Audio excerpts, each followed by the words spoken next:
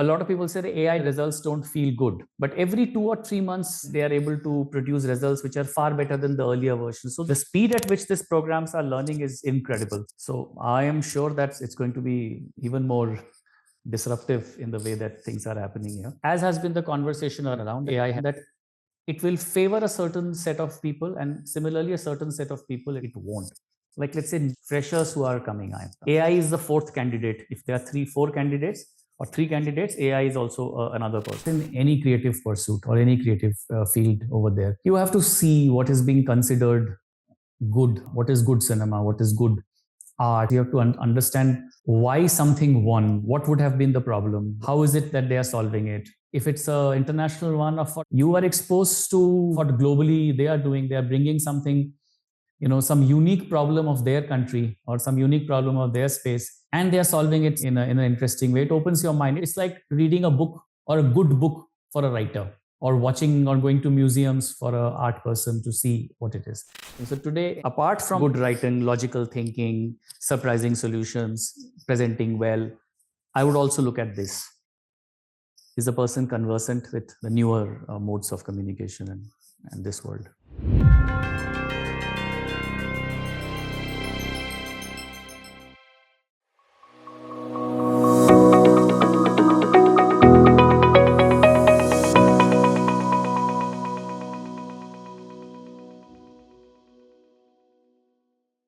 So welcome Ashish again to the podcast, and thank you. A big thank you. Thanks, it's a pleasure. Glad to be here. So Ashish, today let's start with AI, because we know all the industries are kind of getting impacted in different ways. Some are benefiting majorly from use of AI, and there are other aspects to consider. So I wanted to understand from you, how are advertising agencies getting impacted or benefited by using AI?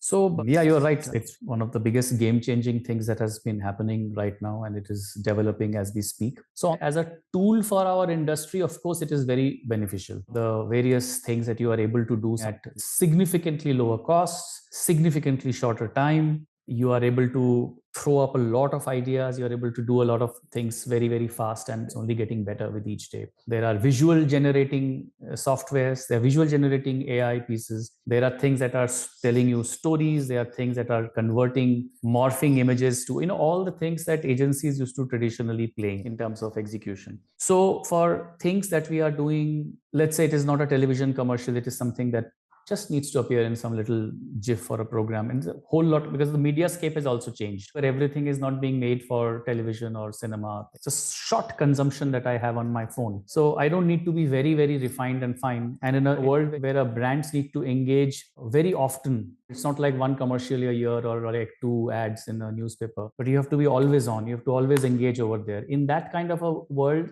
speed is of critical importance. So in that space, AI is absolutely magnificent. You can come back with quick results and things like this. Quick snackable content, fantastic. From an advertising, let's say, writer's point of view, because that was where your focus was. So executing it and actually putting things out at one level, to even ideating, to managing presentations. Like yesterday, I had to show storyboards, which will take, normally I would brief a storyboard artist, then they will do frames and things like that and show us.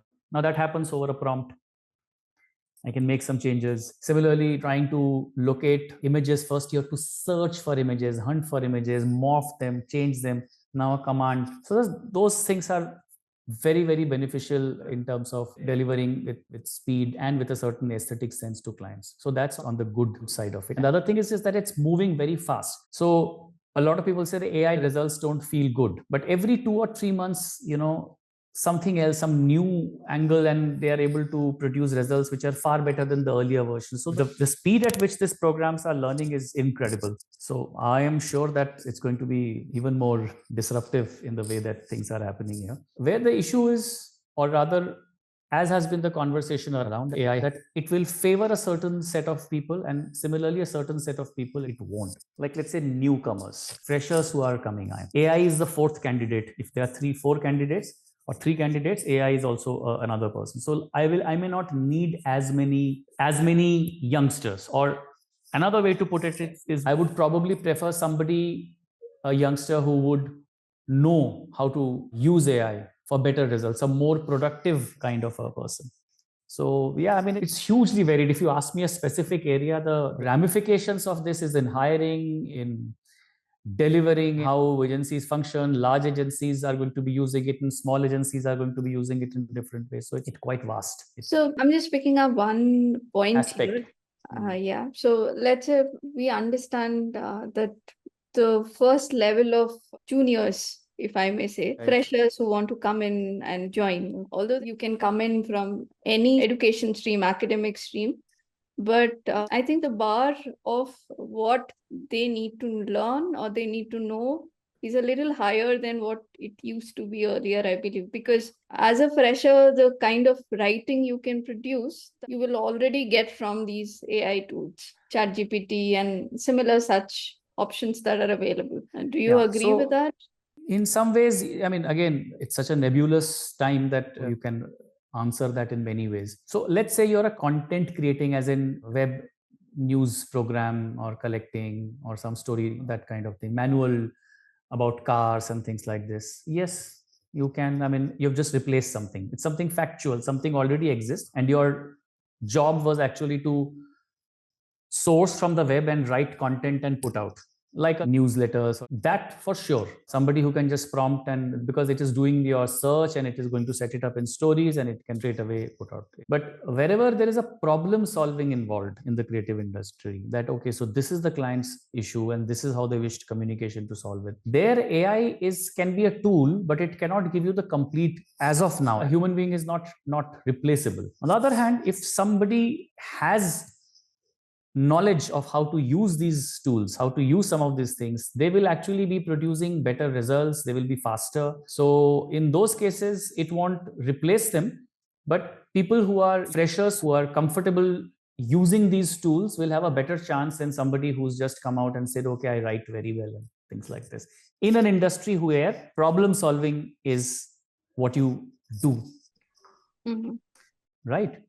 So as opposed to, like, I'm making a distinction between a content company which is just producing leaflets or content for various industries or trades, there a fresher may not be as welcome anymore, because yeah, AI can do it. Yeah, so I'm just thinking aloud here. If you are a fresher and you may have to look at the kind of content that is already out on various platforms and see what additional things you can do, add to the existing set of content that is getting generated. And that is how you can probably present yourself as someone who can maybe add more value than what you are getting.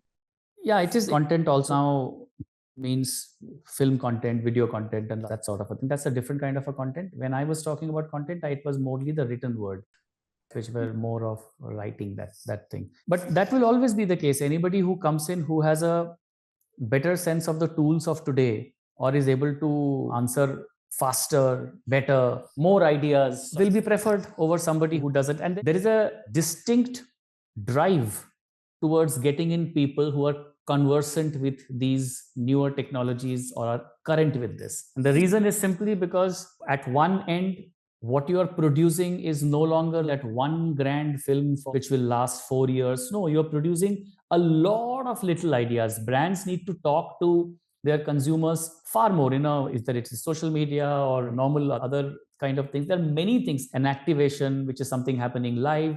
So they need to engage with their consumers far oftener. And therefore, you need to be there in their lives. You need to produce more, not just more, but also more effective, engaging, sharp, interesting. All those things are there. And therefore, any device that is giving you speed, or anybody who can use devices that can affect the output over there, will always be in demand. Mm-hmm. So that's how it is. The landscape is demanding very fast response times,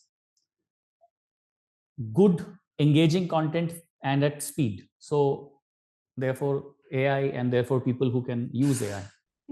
So moving on to a different question, Ashish, and this is to do with the loads and loads of awards. So when you visit these kind of events, and you are part of the jury team also in many cases, So what's the kind of experience you have there? What do you learn from those events? And for the juniors or like people who are mid-career, what kind of work will get that kind of appreciation? In any creative pursuit or any creative field over there, you have to see what is being considered good, what is good, like in cinema, what is good cinema, what is good art, what is good, all these places. You have to understand why something won, what would have been the problem, how is it that they are solving it. In our case, it's a problem and a solution mostly, or a brilliant sort of an expression. So as a jury person, when you go to these places, if it's a international one, of you are exposed to what globally they are doing. They are bringing something, some unique problem of their country or some unique problem of their space, and they are solving it in an interesting way. It opens your mind. It's like reading a book, or a good book for a writer, or watching or going to museums for an art person to see what it is. So for a jury person, that's what I find of it, that that's a very nice way. That's a beautiful take that they have taken. Sometimes it may even spark off that maybe I could do something like this in my country for a similar problem or something like that. For some client that I have, it may spark off that. It also tells you about great craft, that how things are crafted. So in our world, it's not just the idea, but it's also how the idea is crafted and expressed and written or spoken or visualized about. And sometimes you see that, okay, the idea was not so great, but how beautifully they told the story, or how beautifully they visually they expressed it, how surprisingly that entire thing was. Those are always inspirational. So you pick that up, and that's when I come back to my, at least, teams, the younger team. I'll say, yes, see this case study, or see this ad, or see how they have written this thing, see the visualization of this. So your peers have decided that this is worth an award, and therefore they are of certain caliber, and youngsters should just see it, expose themselves to it. Most of this is available on the web, something that wins. I also say that see what was the shortlist and which were the winners. Okay. Because finally it is a very subjective call to, because it is a one unique problem for one person and another problem for another person, but somebody's got a gold. You're at jury is balancing that. I mean, something happened in Bangladesh and something is in China, but yet one is getting silver and one is remaining a shortlist. What is the reason? It is not just that the China problems are bigger, but sometimes the Bangladesh one is also nice. So see what is considered better than what, how do they grade it? The more you delve into it, the more you do these sort of things, more you create it, you get a sense of it. So that's what it is. It's eye-opening, it's learning, and it's joyous, because you are dealing with these problems on there. And sometimes someone puts it and said, wow, would I have thought like this? Or just the beauty of a fantastic solution. What just fantastic. It feels so good that somebody has thought like this. So the other thing is this, that as a trend, what I find is that earlier times it used to be, or a little more westward skew of what is good and what is not. But now I think post globalization and the world that we live in today, there is a lot more understanding about solving something that is uniquely coming from your country or your space, finding unique insights that you want to hear, you want to see those. So on one hand, there's technology doing magical things. The other interesting trend that I find in these places is using something which is deep rooted and cultural to solve some problem. So just a general trend. So let's say Singapore, or sometimes even in the US, some things, using technology to solve some very human issues. And then we also see using a human insight or using a cultural insight to solve those issues also equally. And they're both equally delightful. Like as an example, I just tell you something that we did this in one of our brands globally. It was MasterCard. And normally the problem after Ukrainians were coming into these countries, they're going to take or allowed them in Poland or some of these places. One was feeling that they will eat our jobs, take away our kind of a thing. That's one of the things that they face. But then they also found out that certain businesses do well when there are certain other businesses nearby. So for instance, if there is a bookshop and if somewhere near there is a coffee shop, the coffee shop will do good. And similar sort of pairing thing. So what they did was that they asked the locals to say, okay, what are you, they figured out through data, again, it's a technology thing, through data, figured out what are the various businesses in different kind of places in that country. And from the immigrants who were coming on, were asked to register. So if somebody registered that I am a barber or I am a switch maker, so they found comparison sort of places where they should set up their businesses so as to benefit each other. At the back of it was an enormous amount of data mining, but at the output of it was something so wonderful that, two communities, one refugee community coming in and not necessarily falling onto the narrative of that they are allowing refugees is going to compete with our jobs or compete with our businesses, but that they could become complementary things. So it was a delightful idea, and I think it won a lot of awards. So I'll move on to another question from here. So let's say the kind of work that you do, it involves a lot of travel, right? In part one, we discussed about you started going to shoots very early on. So is it like very common for people in this industry to have to travel a lot? Yeah, in my case, I started my career in Delhi, and most of the shoots at that point of time was happening in Bombay. Mhm. This is pre-digital era. So if there was a shoot, you had to travel for it a lot more for those things. Even now, I mean, my Delhi office people, if they are shooting, they are here in Bombay. But that is not a necessity kind of a thing. I mean, people who are in Bombay office, it's all happening mostly near up unless something is happening in a location somewhere far out. Geographically, of course, I travel because sometimes there's a client meeting. At an earlier time, it was even more because you had to have a physical meeting, right? We did not encourage this WFH or video conferences as much. So now I only go to the other offices when the clients is saying, oh no, this we should have a one-on-one session, long meeting and things like this. So then you travel for it. But otherwise, you only go for the main meetings like that. And otherwise, not as much. One had to travel. Even during the lockdown, I think that was a big, what you called, jump in terms of, how you manage shoots. So people figured out that there was a shoot, and as a writer or as an advertising person, I'm not actually directing. I'm present so that they understand, they check with me. I'm more of a person who's checking, contributing at times, and maybe this angle would be better and things, but the production is done by somebody else. So during lockdown, what one did was they set up feeds like this, like the one that we're talking. So a shoot is happening because one couldn't travel. So even the director is also not there, or maybe only the director is sitting there, but all the cameras are set up, and everybody who was non-necessary staff, which are directional, like from the agency, we were watching it on our feeds here, and there was a chat room, and if I had to say anything, I could call, can you try this shot and that shot. One didn't have to travel.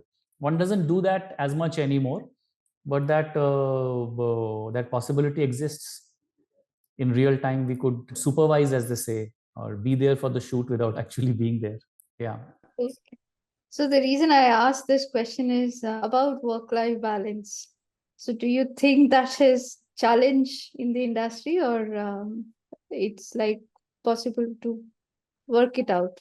No, it changes from organization to organization. If it is a large organization and you are at a responsible position, or you are somebody who's been spotted as a talent and who's doing good stuff, then chances are that your work-life balance will tend to get skewed. In smaller organizations, in more boutique shops and creative places over there, there is a little more sense of that. But again, if work becomes a turmoil or hardship, then it affects you. If you're enjoying it and if your family is okay with it, as in, okay, so you are not there for as much time, but when you are there, you're fully there, or you're doing things over there, doing things with them, taking out total time and managing that.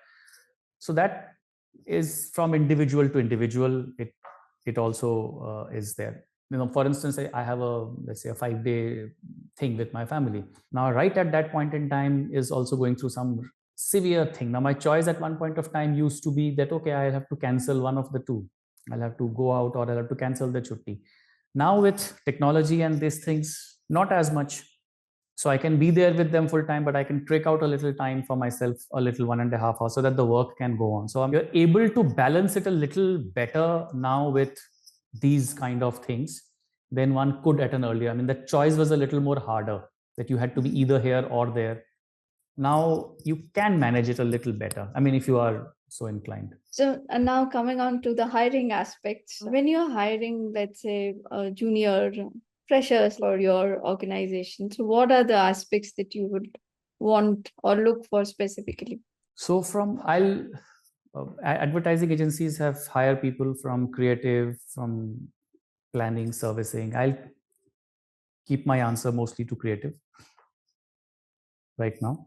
So some things remain always. And I suppose your question is this also in the backdrop of AI and the present kind of things.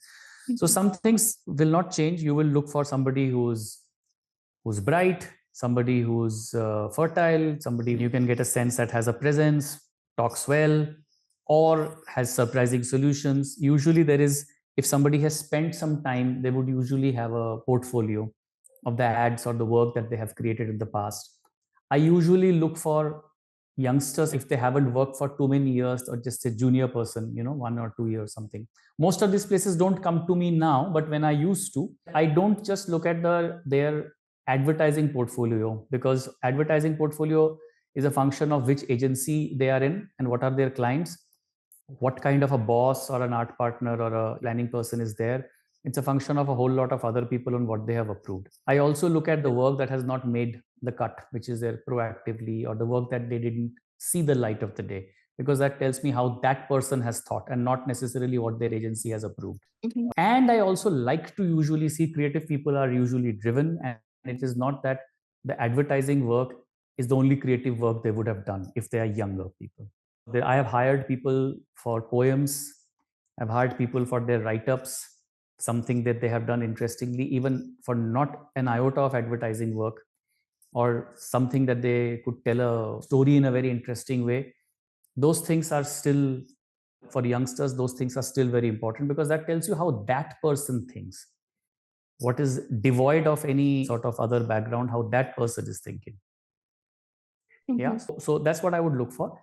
Now, anybody who's also able to use technology, is conversant with it, is able to use technology itself as a creative tool, using filters and doing that. So I saw this guy who had done this CV, and I carried it with me for a long time, because the entire CV was in the form of memes. Okay. It was not like a written CV. It was like it was a meme. It was a whole, like a short film. But he had done it with interesting memes and things like that and put that out over there. So very interesting stuff. So anybody who's also conversant, because today brands need, or our clients need to be able to talk in that language and that kind of thing. So today, anybody who comes in, apart from these other earlier things of, good writing, logical thinking, surprising solutions, presenting well, I would also look at this. Is the person conversant with the newer modes of communication and this world? And if you're hiring somebody at mid-career level, what would you look for? For a mid-career person, they should have some work to show, most definitely. At 5 to 8 years, you can't hire on potential alone. See, these days, a lot of youngsters are doing a lot of other things besides pursuing their degrees. In fact, I had hired a guy, now works with Meta now, because he had published a comic book before joining itself in college. That's on potential. But if you have spent 5 to 8 years, you can't be hired on potential alone. Then you have to have some substance. You may not be exposed to all the media. So, for instance, you may have worked for an agency that doesn't work on films, or you may be working in a legacy agency that didn't have too many digital ideas, but you will have something that have seen the light of the day, something that has worked, maybe in a conventional media, or maybe and you will have a lot of ideas that, because let's say you're in a legacy, you're in an old world kind of an agency, you don't have too many digital or new age ideas or AI using things, but you would have worked on some concepts, you would have those in your portfolio. Similarly, if somebody has worked a very small agency that doesn't have too many big films, but you would have written some scripts which would have not seen the light of the day. And then I'm also okay to see some of the work that you have. I usually ask them to choose, okay, you have sent me your full portfolio, I don't want to see that. You tell me 2 of your favorite pieces, or 1 or 2 which you think you could have done better, or something that it is there but it should not be there. So that tells you how they are thinking of what is good work or what is not. Their grooming, I get a sense of that also, apart from, of course, the physical actual work that they have done.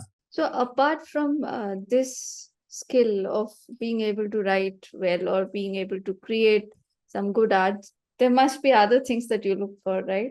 It's not just write well, it's solving a problem. It's not just always writing well. Yes, at an earlier point of time, writing well was paramount. But these days, you have got things like creative technologist. Okay, you have designations like that in some agencies. We are seeing problem solution things a lot, because the Writing was one tool, the written word was one tool for you to develop a communication solution. Now you can think like that example that I gave you, that you were able to find a human insight and create a technology. Somebody actually thought of that. It is not just a person who executed the technology, data mining, but there would be an agency, somebody who had thought of this idea. Hey, why don't I get these, these kind of things together? So like that, for instance, there's this brand of microfinance that we had done. In a patriarchal society like ours, the financial control usually rests with the man of the house, especially among poorer sections. And it is not that the woman is resenting it. They're quite happy that, okay, he manages this entire thing.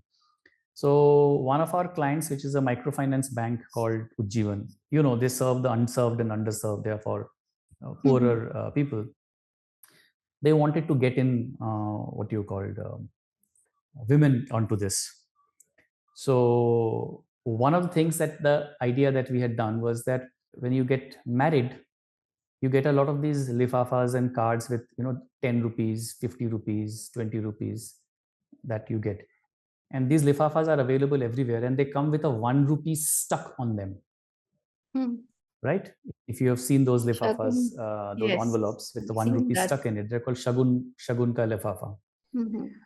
So what we did was we converted that thing itself into a bank form. With just that, the money can be kept by anybody, but with just that 1 rupee that is stuck on that envelope, and with your name and simple thing, you can start your bank account. Now, yes, it did involve writing that form out and everything, but it was the idea that just with this, you are getting in a girl, nobody will mind you keeping the envelope. And you have the envelope and you have that 1 rupee, that becomes your entry into a bank. And it's a financial idea for financial inclusion. So did it include writing? Yes, of course, the form, the thing, whatever you would write in it. But before the writing, it was also the idea that you could do it. So those are kind of things people come with, and which I am in the lookout for. And you should have some ideas which are agnostic of medium. It's not like a film or a television or an ad. This doesn't say it's an ad. It is an ad, but it's not a advertisement, so to say. So Ashish, by writing well, what I mean is any writing for that matter, it starts with a thought. You cannot write without thinking, right? Like what would you want to write about? And definitely there is an objective that you're trying to achieve through your writing. So it can take different forms that way. Yeah, no, sure. That obviously, if you have to be a good writer, you have to have both a thought and the skill to present it well. What I meant was that it is not necessary for the person who wrote the form to have come up with the idea. Sometimes you also hire people who are not perhaps the best writers. They have good ideas like this, and I'll get a writer to then craft and do the other things with it. So problem solving is definitely there. That's primarily what's happening, and all the other things are accessories in a way. So do you remember any interviews specifically where maybe the person had all these kind of qualities that you mentioned, but you still did not select that person? What were the reasons for not selecting that person? There can be many reasons. So sometimes your company has a freeze, you're not able to hire the person after going through the entire thing. Sometimes you are not selecting because their salary expectation is something that you can't match. That is the second thing. In some cases, there have been some unscrupulous people who would try and pass off other people's work as their own. In fact, I had met one case, one guy showing me my stuff only, which I had done in another agency and was trying to pass it off to me. You do get one or two of them in every few years, but thankfully not as much. Or if their portfolio, they have done something that is clearly copied from something which I know about. So those, then I will be a little apprehensive. Then your HR will also find out with ethical things, practices, or discipline issues, or any other watch out for. One example I suddenly remembered, about 6 years ago, I was working for a company And that guy knew I was working for this company. Of course, he was coming to interview, and it was not just mid-career, it was more than mid-career. The person had about 15 years and was showing me the work for a direct competition of a client of ours. And he knew that we work for this client. Okay. And it was not just a direct, it was a head-on competition. And he was showing me work that they were planning and developing for one of my clients' principal lead competition. Can also saying, I have done more scripts and all that. What we are showing, I can also show you. I'll send you more. So I made a note that this is not a person that I would want on my team, because to get this job, he's showing me, he knows that I work for this brand directly, and he's showing me something what that other brand is planning to do. And you normally sign things. So I decided not to hire him. This was, I think, in 2019. So it's been a while. I remember our conversation from the last part. You had mentioned that you prefer the creative aspects of it.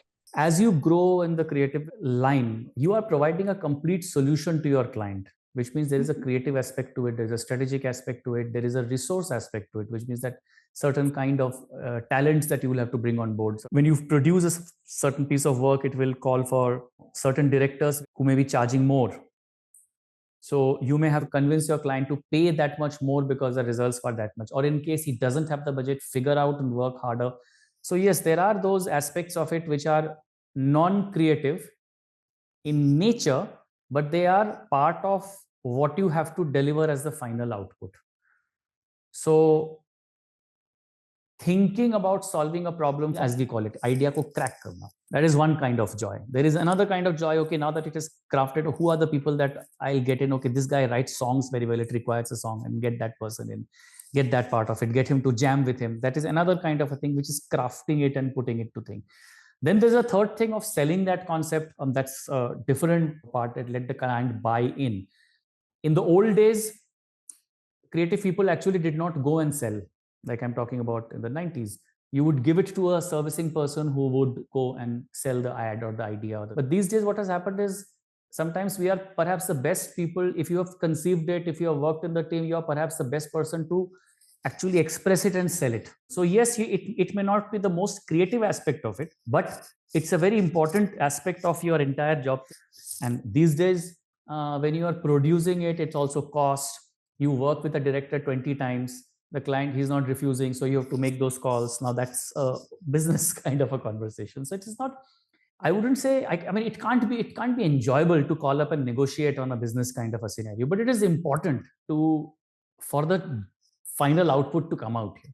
You want a certain director who is asking a certain, so you have to tell the director, yeah, thoda sa, I will help you cover up for something. I don't have to manage right now at my level day-to-day job allocation. My thing is, I handle them at my level, but that may not be the case with people who are in the mid management, trying to do creative leadership positions, like group head level or a ACD, creative director, ECD, those levels. They may be a little more operational because they are running day to day.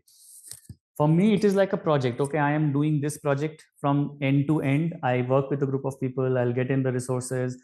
So the operational aspects are more skewed to delivering a product at the end of it rather than running something day to day. And whatever it entails, which means if I have to call the client in the morning, have a conversation, that sort of a scenario, but it is not a general chit chat. It is for a real outcome of it. Yeah. So if I think about the journey from junior to mid-career to senior level, you are kind of getting groomed all through to take on these kind of operational, that becomes a part of your journey.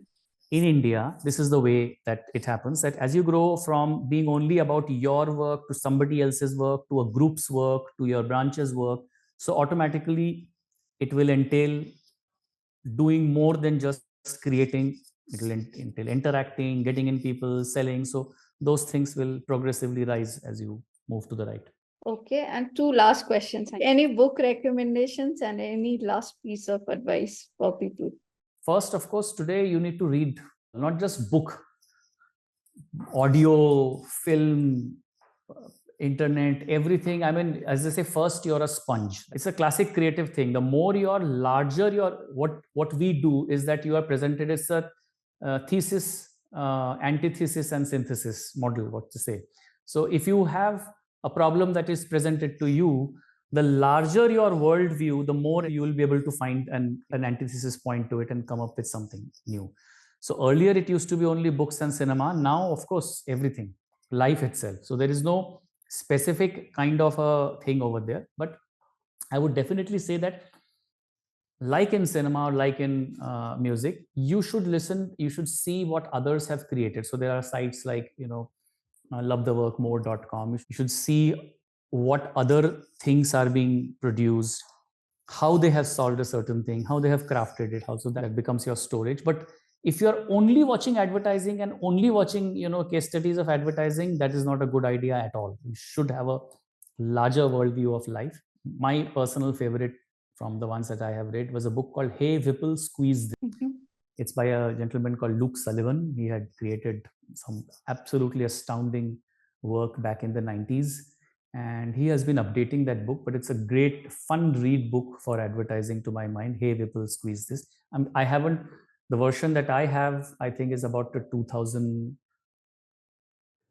I had a 1994 version, and I think I have somebody gifted me a 2012 or 13, but I'm sure that he will be updating it. So that's a advertising book that I would say. But otherwise, for reading, again, specific to India, even if you're an English writer, try and see if you can read a regional language. It will always be helped, because that is absolutely or your mother tongue. More than one language will be an advantage for any writer. You get the cultural aspects. Yes, because if you're only reading English, and if you don't do that, because that's not how you can see the trends in India also, no, right? Brands need to communicate to people in their own tongue, their own language, their own idiosyncrasies. So you have to keep your eyes and ears open and see that. Earlier, I used to insist that you must read a lot, because that was a writer's printed worlds kind of a thing. Now I also find a lot of very, very fine and good creative minds, they are not reading as much, but that doesn't matter, because they are seeing things a lot.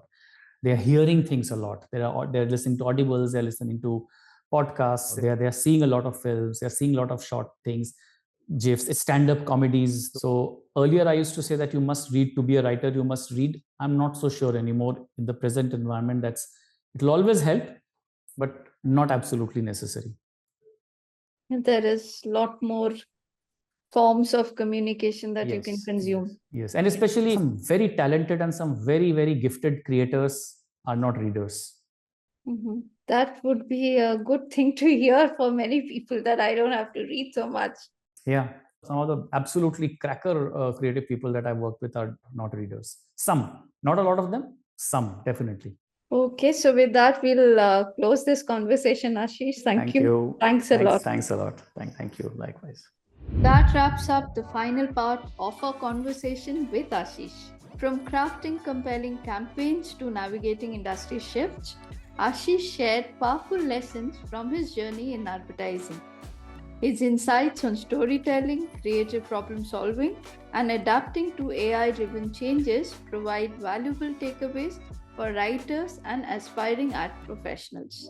Key takeaways: the mindset needed to sustain a long-term career in advertising, balancing creativity with commercial demands, embracing AI as a tool, not a threat in creative industries. If this episode inspired you, please share it with fellow creatives. Prefer the audio version? Listen on the go on www.thelearnerme.com. If you found value in this conversation, consider supporting our work. Every contribution helps us continue bringing you insights from industry leaders. The UPI code is included in the description. Stay tuned for more career conversations on the Learner Me podcast.